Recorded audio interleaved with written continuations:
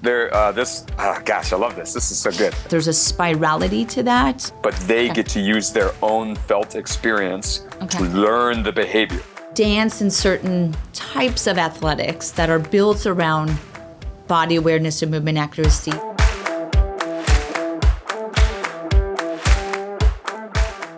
Hello and welcome to another episode of Rich to Rise. My name is Dr. Emily Splichal, your host. And today we have an extremely insightful conversation with a good friend of mine where we are going to explore some concepts of body awareness, movement intelligence, and then a fascinating conversation around spirals and rotation. Before I bring on my guest, I just want to share a little bit about him. So in this episode, we will be speaking with Chris Chamberlin, who is the Director of Education at WeckMethod, which is an exploration of art and intelligence and movement through rotation, rhythm, and intuition. Chris brings over a decade of experience teaching movement principles that challenge the linear, perfection-driven approach to training. His philosophy is the tool is the teacher, which centers on listening to feedback from tools, such as those of the RMT Rope, ProPulse Speed Trainers, and clubs. We'll talk about all of those to uncover your body's natural movement patterns. This conversation will dive deep into how movement can both be scientific and expressive, and this language that's connecting our breath, rhythm, and self-awareness. Welcome to the show, Chris. Hey, I'm really excited to be here, Emily. Wonderful. Well, I want to kick it off because I love this concept of movement intelligence and intuition. So I want to read something for you and then have you share some of your thoughts, if that works. Okay. So movement is a form of intelligence. An athlete or individual's awareness of their body, their timing, their breath, reveals how they adapt, recover, and perform. Movement begins with awareness. Can you tell me what comes to mind when you hear that? In this latter half of my career here, I've been working with professional athletes. That's been like the primary focus I do. And I'm an educator, and I use the information that I learned from working with individuals at the highest level. And the information I'm getting is the subtleties. It's what makes them the highest level. And it's that natural, intuitive awareness they have in themselves, that trust in the behaviors that they're doing that live outside the coach's cue and the teacher's cue and all of that. And my job is to pay attention to all those subtleties as best as I can. And something with this like intuitive like awareness that I've been trying to preach and build for people is I've noticed that like the auditory information from the person or from tools has become this thing that we can pick up on that shows like it shows how aware their own body is of the event in the moment that's happening. So, like, I currently work with a lot of MMA fighters. Okay. Yeah, and in fighting, if everybody's familiar, you can imagine when somebody throws a punch or a kick or something of that nature, there's a very distinct sound that comes along with it.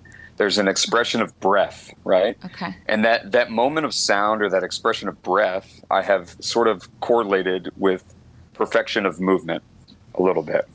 And you could also, if you're not familiar with fighting, something that's very common would be the idea of a tennis player that when they're hitting the ball, right? That moment, that event that they're pressurizing their body, they're meeting the moment, and they're giving it everything they have. Whether the result is what they wanted exactly, that's their ability to wield their technique and things like that. But their body was prepared to give its best shot. So that's like an entry level thing that I'm starting to sort of approach with people and the students I work with on talking about intuitive behavior and awareness and coming from a high level and getting individuals that are not at that level to find that sound that their body wants to make when they're working optimally.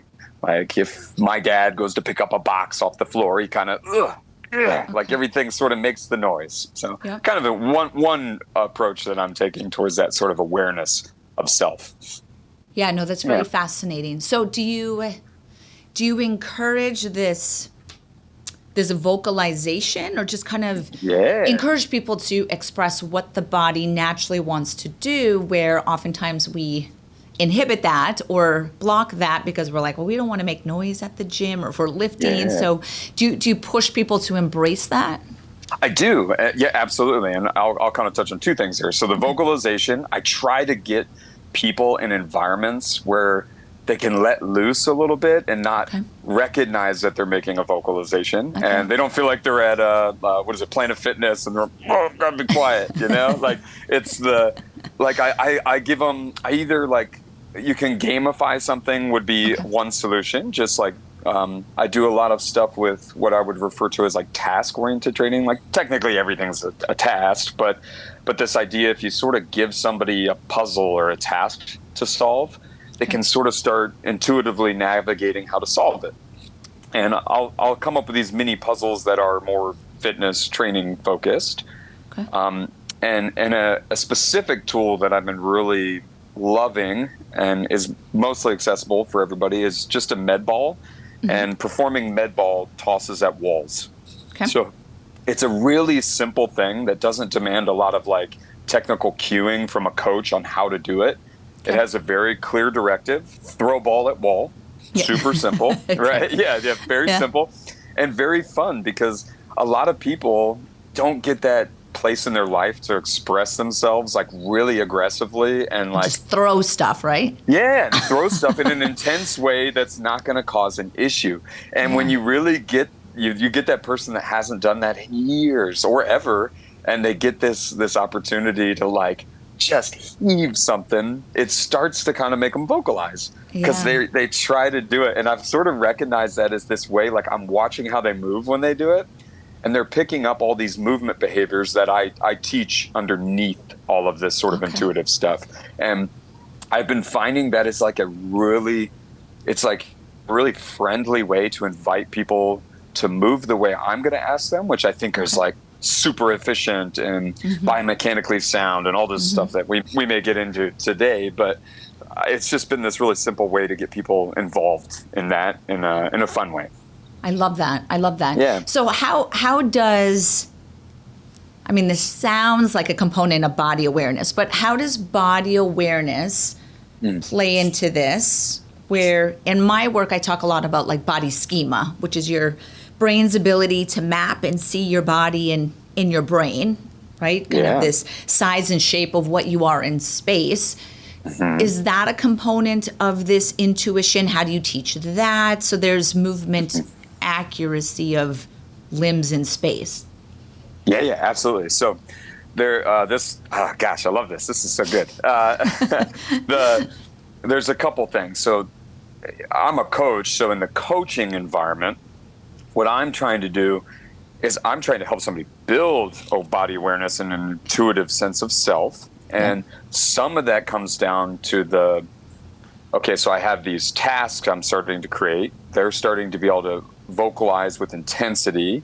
That is getting them to trust in positions subconsciously that they're rooting into to create huge intensity. So they're building sense of trust. Okay. Then what I do is I provide choreography, or sequencing, complex, whatever you want. Let's say a med ball thing still. I'll just kind of live on this as the example. Let's say I just have somebody literally take a lateral step and then step forward before they throw the ball at the wall. Okay. So there's a coordinated event here, but very simple, complex, right? A, B. And now there's a sound involved with that. They're building this trust to the sound and the positions. But then also, on a coaching level, if the student mixes up the choreography a little bit, I don't reprimand them. I don't tell them, wrong jet, like bad move, like you shouldn't have done that, redo the rep. I ask them to make the most out of what they did. Okay. And this one for me, in most people's lives, it's not the biggest deal, but working with MMA fighters and like UFC fighters and stuff, if they make a misstep or they miss a punch, I don't want them to just give up or, I got to backtrack.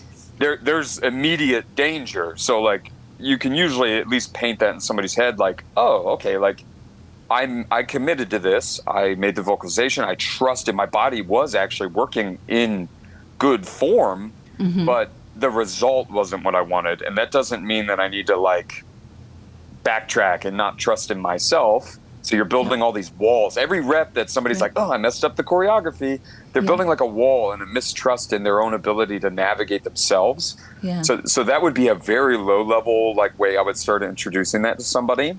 Okay. Yeah. The other layer to that is in WeckMethod and my work with David, we've sort of developed this idea of what we refer to as coiling core, which essentially is this like, I call it like an end range of rotation or like a rotational isometric sort of. It's say the word again, coiling core. All right, coiling core. So if you could imagine the side of your body or your spine coiling up on one side, right? So this idea that we're getting sprung up on one side to create a release, and this is where this is what I like I said I refer to as the end range of rotation.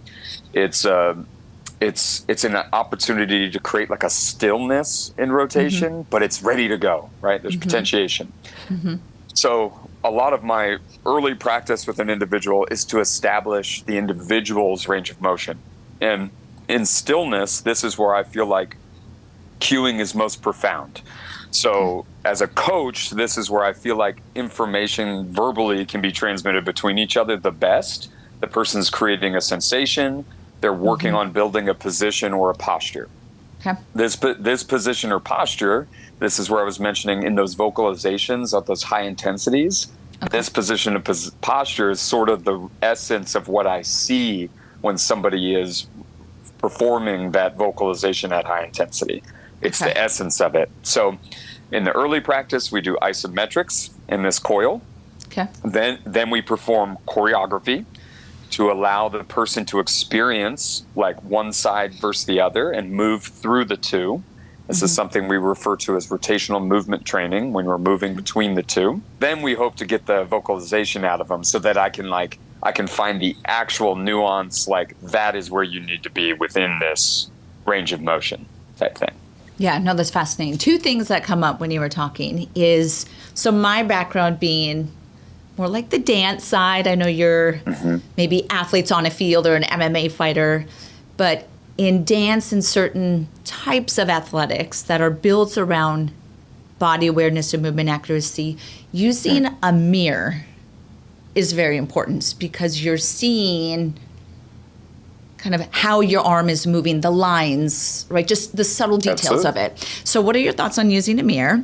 And then the second one, which is kind of what this vocalization and sound side makes me think about, is music. So those two sides. Do you use those? What are your thoughts on that? Do you play with it? Yeah, cool. So I love that you brought up dancers. So I do have a lot of experience with dance and things like that. And I would traditionally use the idea of like not thinking. I don't know if you can envision this, but like there are a lot of amazing dancers, and there's dancers that can dance the choreography perfectly, and then there's dancers that use their intuition to dance the choreography.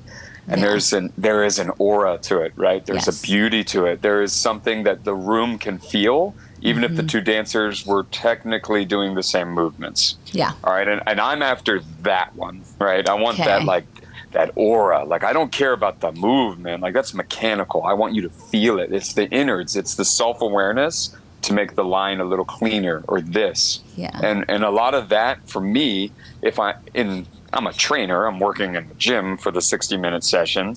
I'm trying to root my ballerina into this be mechanical a little bit about it in the gym. Yeah. So that when we get to that environment, I can trust in all of that rootedness to express my intuition and my art and all of that. So I'm after that. Yeah. So in regards to mirrors, I don't use mirrors. I haven't used mirrors in years. And I do see value in seeing yourself. I think that can be helpful. I also think there can be some level of criticalness that can come from that. Okay. And there can be I did a workshop one time. It was a dance workshop, and the individual was dancing for us, and they said, okay, so like, I want you to dance how I felt. like just dance how I felt doing that. And that was sort of the constraint. Like, okay, like what were they feeling and how do I move in that feeling, right? Yeah. So like I like to try to, the isometrics I do with people, it's meant to create a sensation in the body. Yep. And it gives them room to think about the sensation, the feeling. And then when I go to the choreography, the 2-step throw, 3-step throw, whatever it be, again, that was the example we used.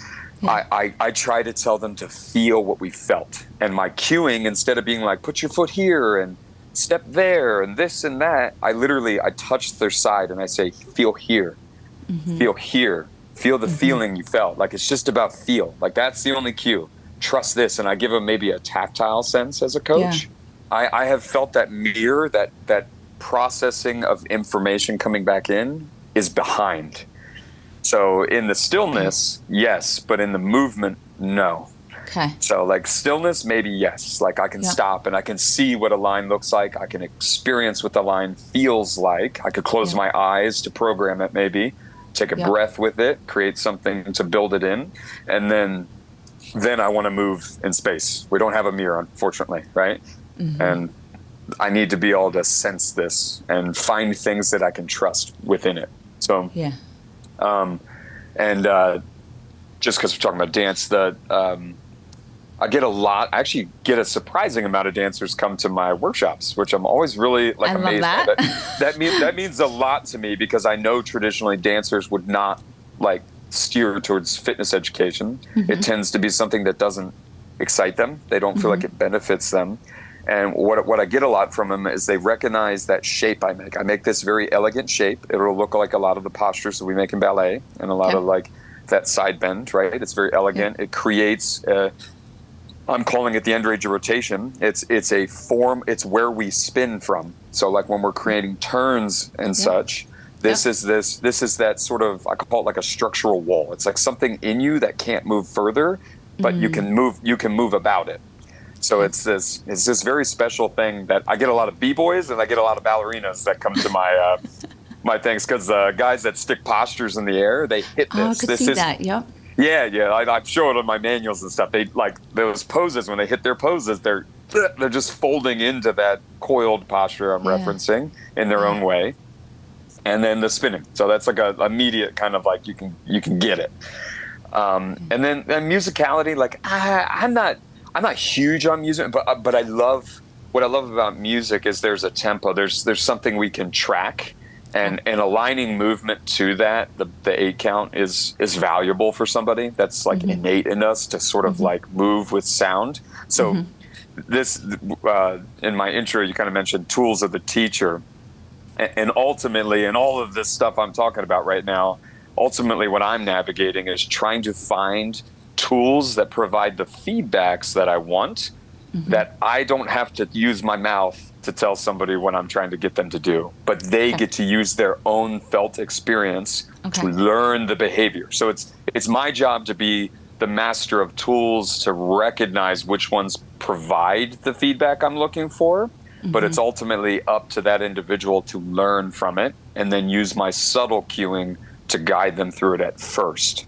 And then for me to not get in their way when they're experiencing things and building walls on them because I believe their shapes weren't right or their movement wasn't correct, but rather let their body navigate that environment, because we're training. It's safe. There's no danger. We're not in the ring, and we're not getting chased by a lion. Like, we're okay. We're at 24-hour fitness or something. Like, it doesn't. We are okay.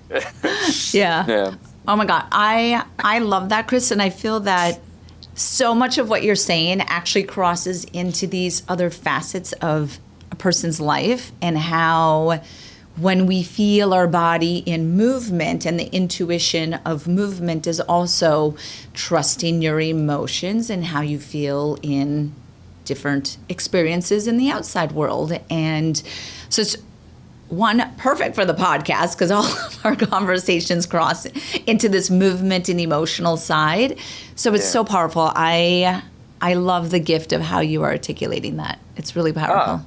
Thank you. Yeah. And that crossover to the real world is what I'm after. Like, I love movement. I love movement culture. I love like fitness, but I don't even look at myself as a fitness guy realistically. Like I'm a Yeah. person. I want to live my life and I want to Yeah. express intensity. Like I care about that personally. Yep. And I care about giving people avenues to do that. But ultimately I'm a dad and like, that's all I want to do. I want to spend time with my son and Yeah. I want to live my life and I want to work on my hobbies and I want to work with my hands, build things and focus on the people around me. But I know when my son was like, before he was born and I knew he was coming, I like at the time I probably had like a 4 to 5 hour practice a day physically. Oh, And in my head, I'm like, man, this is going to be like, I have to change this in order to be a father. And I want that. Like, I care more about that, but I don't want to lose my prowess either. Like, this is a part of my emotional well-being and my mentality to be able to train at a certain intensity. And that was sort of at the culmination of me meeting David and getting involved in WeckMethod and sort of learning the basis of what he was after. okay. And me having a rigorous want and need to find efficiency to move at the level I was and progress, but also find more time for the things that mattered in my life. And that's like what I'm after. You know what I mean? Like, and I want that for everybody. So Yeah. this crossover of like building a sense of self, trusting sense of self, moving well so you can perform well or just live well and bring that to all facets of your life and not be scared of picking up things if you want to. So Absolutely. Could not agree with you more. So I do want to switch gears a little bit. And I know it's a topic you love to talk about, which is rotation or really the spirality. So spirals, to me, it's fascinating that the way that we even come out of the birth canal when we're born, we're rotating, right? There's a spirality to that.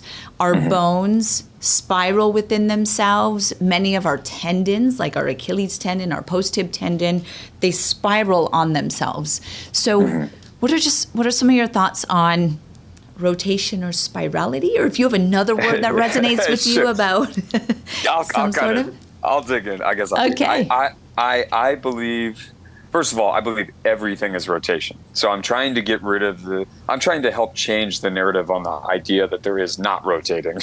And like we are organisms and we rotate. Everything in us spindles. The way we talk about the posterior or anterior chain. I don't even use that language anymore. I've adopted a language from a gentleman named Julian Pinal from a company called StrongFit. He's like an old French strongman. And he talks about something called torsion. So he refers to the tissue lines of the body as torque or torsion. Yes. He refers to external and internal, and I've adopted that language. I really appreciate Julian's work on all that and how I've taken it with David. This idea that we're intertwined, the combination of the two, and there are essentially, for now, this is always a what if, but this is a good thread that I've been putting myself on, is that there's an internal torque and external torque. Internal, for anybody just listening, would be the idea that like you would be enveloping somebody in a hug. We can all imagine that embrace, that sense of gather, like bringing in, okay? This is when somebody's riding that engine a lot, I run into this a lot. I'll just keep referencing MMA, but like if I have a grappler, they're a very internally torqued athlete. They're constantly gathering things in, right? Okay. So you can see how their tissue lines, their body shapes, they have a certain build. You could pick out the guy in the lineup or the girl in the lineup that is a fighter. Yep. Then there's this externally torqued, this very expressive, open Superman position, right? The place that you would see it's this undulation in the spine. It's if you can imagine you throwing your sheet over your bed right now, and you do that big express up, that opening of the body before closing off to drop it. That's that external torque. It's this spiraling of tissue through your body. Okay. And that would be like the tissue lines that we would reference a little bit, and like the top level wording I would talk about it, because my job is to not be overly sciencey and too nitty gritty on stuff, because I want my grandmother to be able to do this, and I want to be able to talk to her. You know what I mean? Yeah. So that's like a top level layer of it. It stems from the idea of the spinal engine theory. If anybody's heard of Gradzkowski, this idea that the spine drives movement. It's in to out. Yeah. So I'm very obsessive over the idea of like this, what I would say is the proximal core outward to the extremities. Okay. And then vice versa, the extremities back to the core, and the core having sort of these. It sort of has like very distinct things it can do, right? It can go to one side, to the front. It can go to one side to the back, and then it can do the same thing on the other side. So it can stay there. That would be that rotational isometric, the coil. Okay. So like think about reaching over to like grab something from the ground. You lock in for a moment. Okay. There's the transition from right to left, so feeling a side bend from the left to the right. So this would be what we refer to as rotational movement training, expression of the coils. So anytime the proximal core, the spinal engine, is moving, and then we have what we call bilateral torsion. And this was the start of like what I was learning from Julian about the external internal torsion. It's where both sides are doing the same thing at the same time. And they cannot achieve the totality of the side bend in fullness. All right. So this is where people refer to like all the sagittal lifting, all the center stuff, the bilateral work as being anti-rotation or bracing of stuff. Whereas vertical. Yeah, but realistically, what's happening is like I want you to imagine. I do strongman, and I talk about like the idea of like if I'm going to envelop a stone, like a big stone or a sandbag off the ground, right? Yep. I don't retain a rigidity. I have to gather or get around the object. I create a torque from both sides around the implement in order to gather it as close to my center to be able to lift it to my lap, right? Yep. So when you go to pick your kid off the floor, you gather around your child to pull them up. You're not getting rigid in order to perfectly like bend like a board to grab them, right? And that I think there's a lot of language coming out of the mouth from coaches, you know what I mean? Like this auditory, this vocalization and communication that I think at first was helpful in achieving products we were after with people. Okay. But ultimately, I think it has taken over people's intuitive sense to just grab things. And I have a lot of people that come in, like, because I'm not a huge person, and like I lift a lot of really heavy sandbags per se, and like when I go to lift a bag up and it's big, a 300-pound bag, and I put it on something, and then I have a 250, 300-pound man next to me, and he goes to pick it up and can't do it because in his head he's put up a wall that he has to do all these little things. And then I give a simple task, and this is just a simple way for everybody to think about picking something up. Is I say, hey, bro, can you pick this up and go put it in my car? Because I got to take it. Like, I'm moving. I need you to pick this up, and I really need your help to pick this up and put it in my car. And then he picks it up, and he puts it in my car. Like because I gave him something that was beyond the task of picking it up. Yeah. I need to get this to the help car. Me.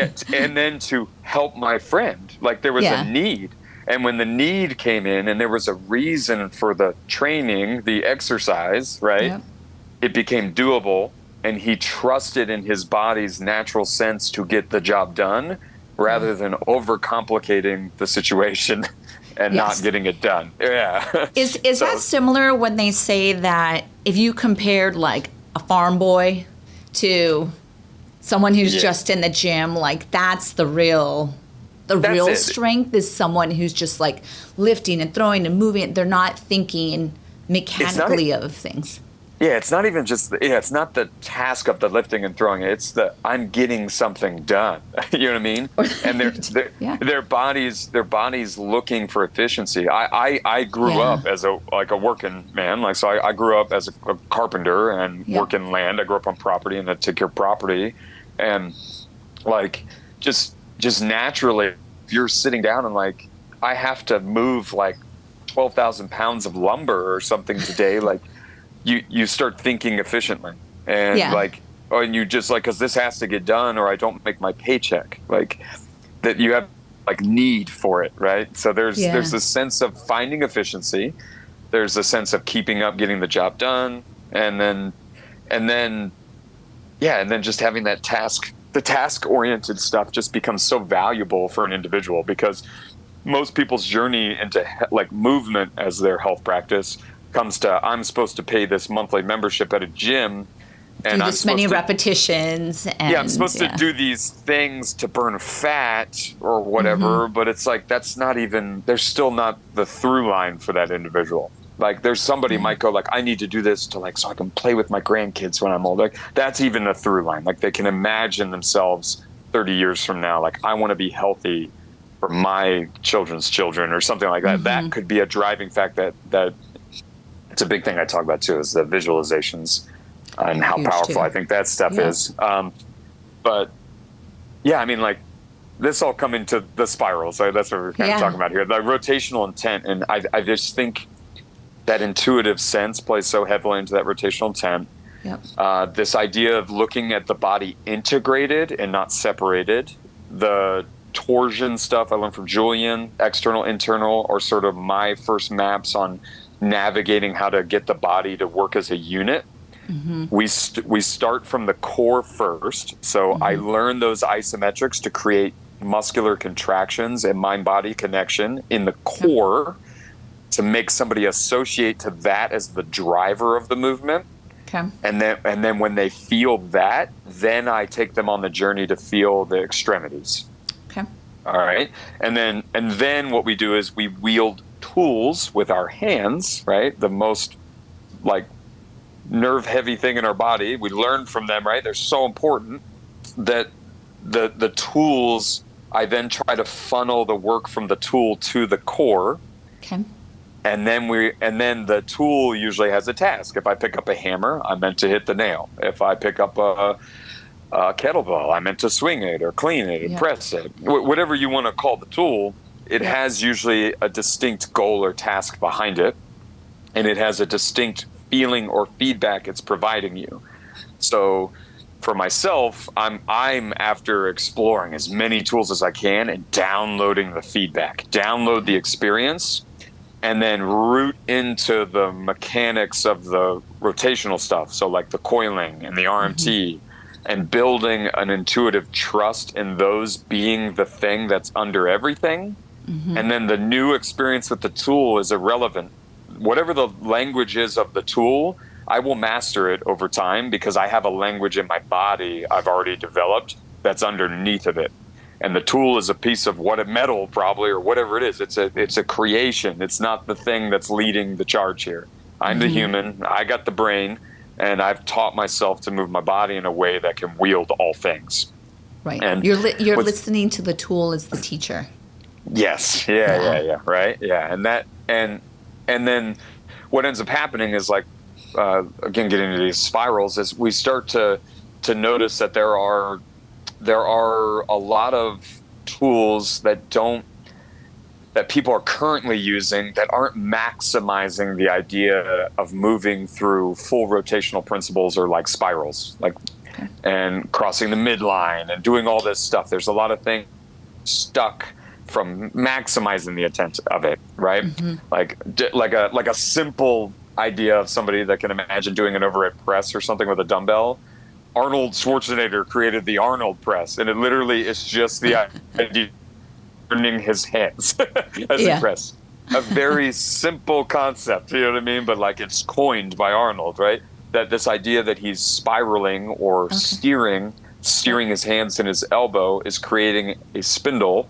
This idea that we are moving more within the same range of motion and can tap tissue differently, right? Or those torque lines. Where it gets more complex is a lot of people are not swinging implements anymore. All right. So we at WeckMethod, we brought up the RMT rope and the arm like clubs and the idea of our intro. And the idea of swinging a rope has become a huge like phenomenon for us, and giving this goodwill to the world about not jumping the rope, which is no problem jumping the rope, but the idea of swinging it around your body Okay. because it's a gentle, soft practice that allows us to cross the midline a lot. So it gets our brain ready, Yeah. gets us excited about learning new information and new skills. But it also is the skill in itself that we're doing with it is allowing us to steer the elbows and make the core want to like side bend and start creating sort of these figure eight or spiraling type patterns, and start ingraining a really soft practice in the idea of rotational movement training. So, And is there something about, so if I just did those movements and those spirals with nothing in my hand and no awareness of a tool moving in space, I'm assuming the effect would be very different, right? So you're trying to connect that tool to it. Yeah. So tools always provide feedback. So every tool, I could swing anything I want. I could swing nothing, and but ultimately, what we're after with that rope is, if you can imagine, do you know like the old tin can phone, like you would make as a kid, right? Yeah. This is what I always talk about with the rope is that I have the tin can, it's on a cord, and then you can hear my voice through the other tin can or sounds because there's vibration, there's connection between the tin cans. And this rope is a cordage that is connecting my dominant hand with my non-dominant hand through my core, my proximal core. And now my hands are interconnected to my trunk, and everything is being educated at once. And I'm crossing the midline, so my brain is just like downloading this information. It's like, this is so good for me. This is so friendly. I don't have to have I can't even tell when I mess it up. You know what I mean? And I'm not doing it perfect. So I'm not building those layers of, I'm not good enough for this. I messed up. This is no fun. It's soft. It's easy. And I'm building a very, very downright perfect practice for an individual to get started on in movement. And if you don't have a rope, which a rope is super easy, you can do it with your shoelaces, to be honest, or a towel or whatever. It's just certain things have better feedbacks, but I'm not gonna hold you hostage. You don't have to have a rope. Go to Home Depot, buy a rope, and tie a knot in it. Yeah, like it's tying all this together, basically. The rope for us, we say it ties it all together. Very clever coined. It does, but it pun pulls, intended. Yeah. It pulls in the rotational principles, and what you'll see is the tool itself. So that one, it even has like a little flaw that I teach people, and you'll notice this with the stick. So its benefits outweigh some of its flaws, but if a lot of it roots from the idea of weapons training. So like if you were to get into like a bow staff's a very friendly weapon. I think people can envision and could relate to maybe something they would want to do. But the idea of a bow staff, like if I'm taking a bow staff and I keep both of my thumbs up and I'm holding it with both hands and I'm holding it with both thumbs up. What's a bow staff? Just think of a broomstick. Let's go with a broomstick. All right. Okay. So I'm gonna make a broomstick. I'm given the task that I'm gonna make a broomstick do a figure eight in front of my body. Right? Okay. If I'm going to do that, and I keep my thumbs double up, I'm going to just be moving the staff from left to right. It's not going to create a figure eight pattern, all right? Because it doesn't have a joint.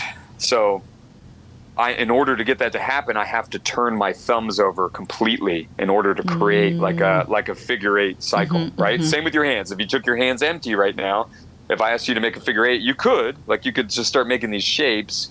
But if you have an implement, the implement demands that you turn completely. Yep. Now, when you do it with a rope, that becomes that's one of those things that like I will get somebody to learn quickly so that they get the most out of the practice, is that the rope, because it has like a little joint on it, it will allow you to kind of practice this behavior with the thumb up. And you're not tapping the core in its totality. You're not spiraling in fully. So we'll sometimes I'll throw like a hard object like that, a club or a staff or something in order to quickly resonate with the idea that I need to turn over fully to root into that side bend and feel that contraction that I have just previously learned with my coach. Yep. And then we can accumulate just thousands and thousands of reps, like within just 10 minutes. That are just light and easy. And what you'll start noticing, I'll just throw this in, is that we have a motto. It's called, we say every step stronger. Okay. We are after everybody taking a more profound, efficient step. because you're accumulating so much volume and repetition walking that I cannot keep up with you in the gym.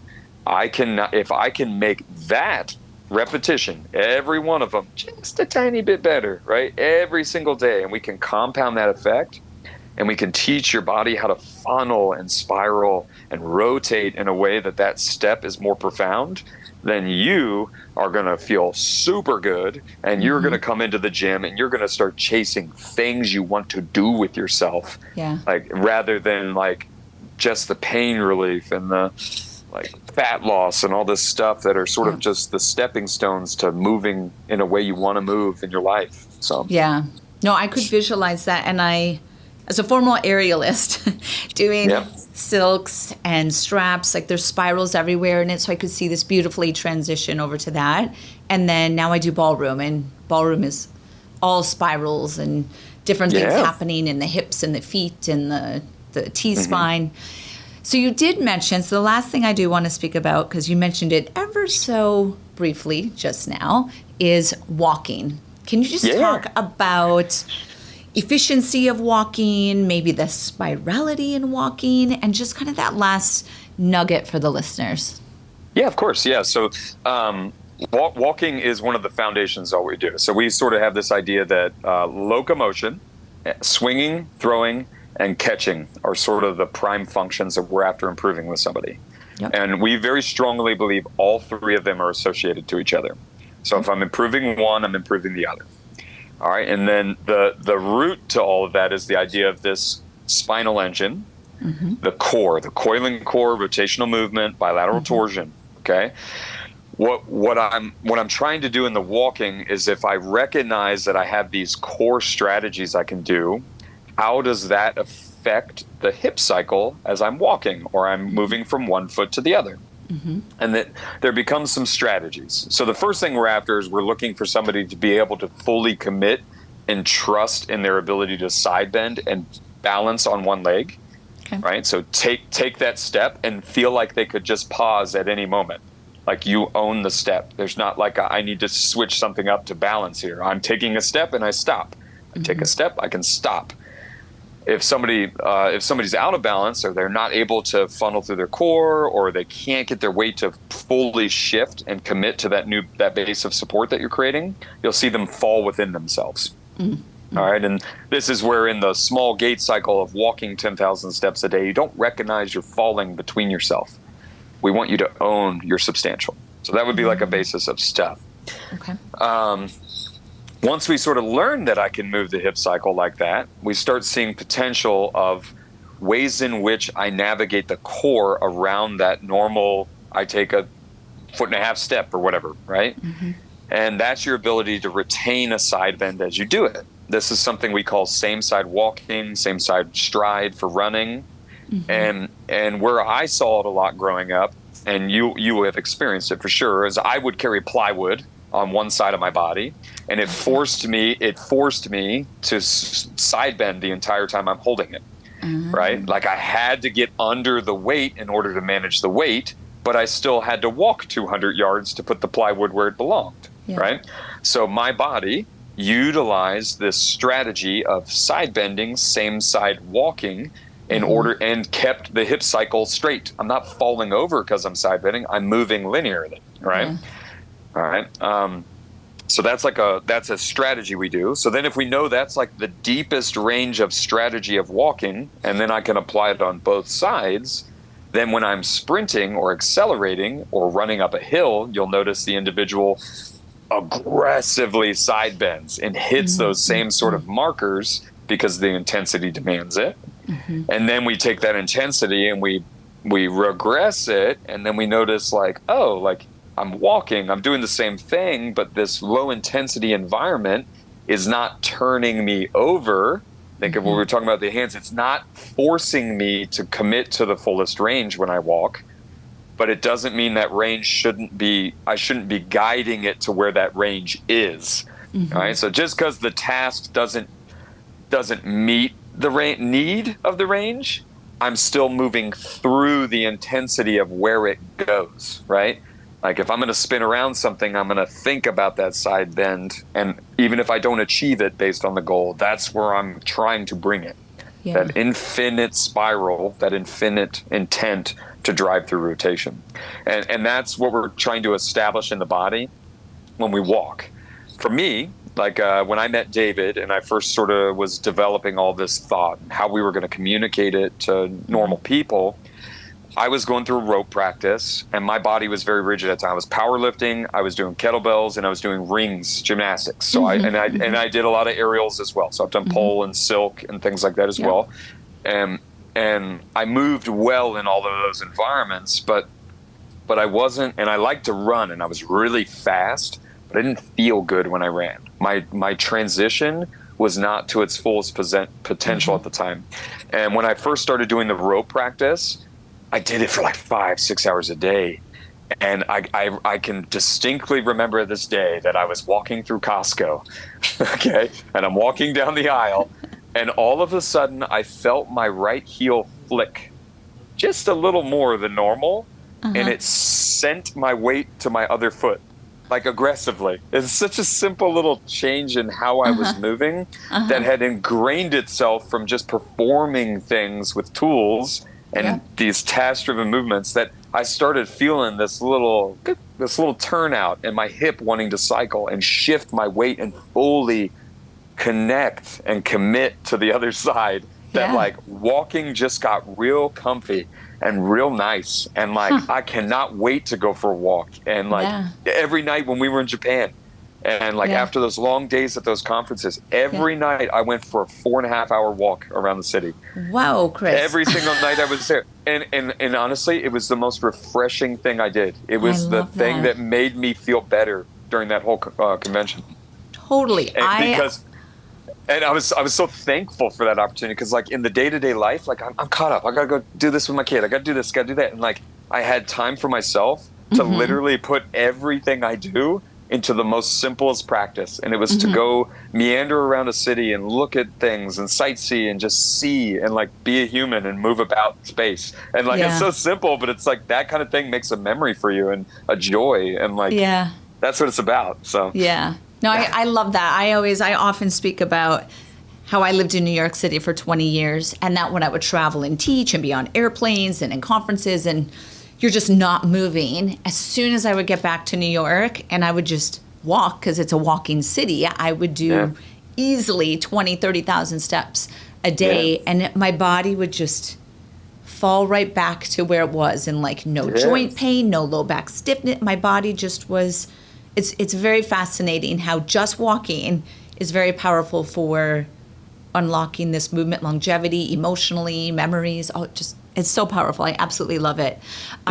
Chris, thank you so much for your time. I know the listeners are just going to be mind blown on this. So I highly, highly encourage them to learn more about your work, the concepts that you spoke about. Can you share where listeners could get started if you have online programming? I know you have the WEC products, but if you could just share. Yeah, so first of all, check out WeckMethod.com. We sell a lot of gear there. I teach EDU, so I teach 2 certifications. We have a lot of programs on there for the general population as well.